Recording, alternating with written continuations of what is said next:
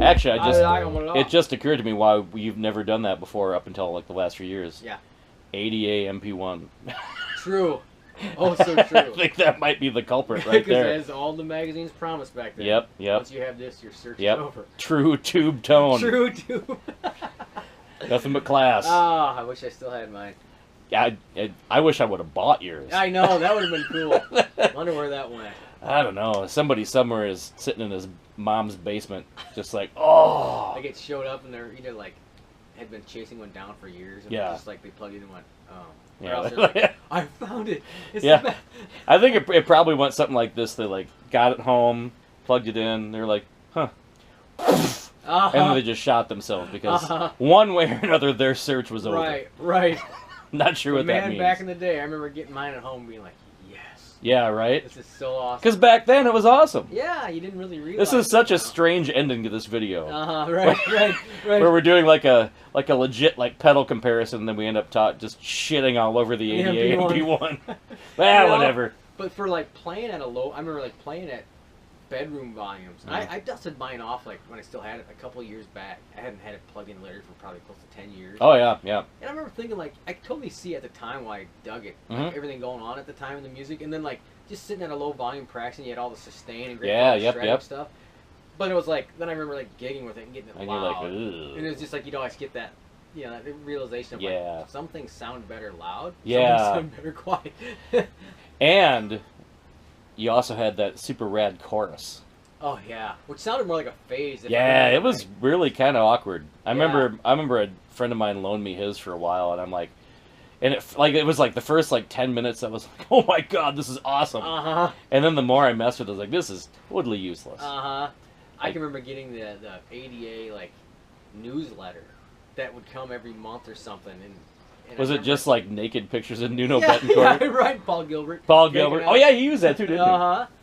There's a lot of big guys that use that. I remember like would have their settings like cool, so I'd run down to the basement, plug it in, and like do the settings. Like wow, this is gonna sound just like Paul Gilbert. And then you're like no. Like, why does this not sound? And then you start figuring out a lot of those guys are all using like Marshalls that they're playing through and stuff. And I was using like that solid state ADA. That the guy at the store convinced me that it would sound much better if you actually used the amp suited for it. Yeah. Not a tube amp. You actually use a solid state, you know. ADA amp. And maybe for some people it did, but I could never. No, I don't think so. I think what you needed. Well, I remember hearing this one time. What was it? This guitar. Was it Guitar for the Practicing Musician? Yeah. Or one was that the big one back then? Yep. And it was a C.C. DeVille interview, and he was talking about how he ran this crate head into a Marshall, so you could get like that like chainsaw high end like distortion into them. So it was kind of like if you used it as a preamp almost. Maybe, yeah. Which is kind of almost like Rain Man genius in a way. Right. Okay, it was kind of ahead of the time, but like I remember reading that at the time, thinking like, I wonder how that worked. Yeah, did it how work? the hell? That was the secret right there. See, his crate tone, man. That was maybe the way. Which really was the same thing they were doing with the ADA. Really, is they run the ADA into a Marshall. Yeah. Because I want to say that's what Nuno was doing. Is he run the ADA into a Marshall? It wasn't using any of the ADA horseshit. No, he was using all their stuff.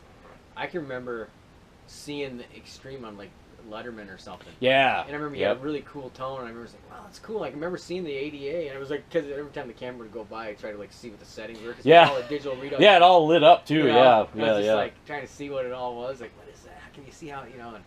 And there was just the digital. And come to think of it, just display the channel number. I thought it had the settings though, didn't it? I don't remember now. God, we're old. Actually, no, mine just had the channel number. Oh, really? Because you had to like add it into it to see the. But anyway, I remember trying to see what he was using. Maybe that's what it was. But I remember he had a Marshall cab and a Marshall head with the MP1. So I suppose they used the the higher gain MP1 kind of thing, you know, and then use it through the Marshall. Maybe that gave you the warmer tube kind of. Yeah. So you had like the actual tube warmth in conjunction with the. Well, didn't that have one tube? Yeah, 112AX7. The 112AX7. So Kinda. Right. Kinda counts. I think that's what it was. Maybe just the one. I could be wrong. I think it was just the one. I want to say, thinking at the time, man. And then like years later, once I actually knew anything about tubes, I'm like, that's not going to do shit. Right. I remember them being super noisy too. Like, which of course now when I look back at it, I don't know if it was the MP1 that was super noisy. It was just me not realizing you don't have to have the gain all at 10. Like you can actually turn it to like 7.5, and it would sound about the same. Probably less noisy, but maybe they still were noisy. I remember that was like complaining about. They were really noisy. Yeah, you totally. Didn't you have a gate though with yours, or was that years later? I did use one for a while, like one of those Boss noise suppressors. Yeah, and a little boxy looking bastard. Yeah. Yep, I remember using that for years, and that worked pretty well until I got so tired of noise suppressors, couldn't use them anymore. Yeah, they just destroy the tone. Yeah, it's awful. But those MP1s, man, they were popular back in the day. God, almost everybody I knew had one. You know, that was the thing. Yeah. And it's funny because like I actually was trying to hunt one down a few years ago. Because especially with American Standard, like I what I was trying to find was that like 1987 Poison tone. Yeah. Just because that's where I'm setting the bar. Right. It's just not going beyond that. Right. I want 87, and ironically, I've had a bunch of bad luck with my amps, so I've had Mark bought an old crate head. Yeah. Which I've actually been using a couple shows because the amp gods hate me. And so I've ended up using that crate probably half a dozen shows. And it's that I can totally see the CC thing. It's that exact like like it's like not. I will say, and this is, I'm sure people, I'm gonna eat shit in the comments about this, but it's like I think it's a more usable gain than like some of the 5150s and stuff, because like you get some of that gain, and it's just like, come on, like what is this like? You know. I mean, I suppose if you're doing the death metal thing, you can get away with that. Right, like, that's just it. Maybe. I don't know. But they were sure, like I said, they were popular, man. I mean, a lot of people used them. That was the thing. Yep. Yep. I mean, it's just. Were they expensive? I think they were pretty pricey. I'm trying to think, because I think What'd you pay for yours? In like 1990, 91, probably right around there. And I was wanting to say they were like $600, $700. Okay, that's about what I was thinking. Yeah. So they were. It was not a cheap. Gadzooks, Dave. Right. That's well, I mean, but back then, like programmable presets and all that shenanigans, that really didn't exist back then, right? No, well, not that I knew of. Maybe people were doing that long before that, but I never. I mean, I'm sure like higher end stuff had like programmable banks and all that, because I think you could do something with the effects loop too.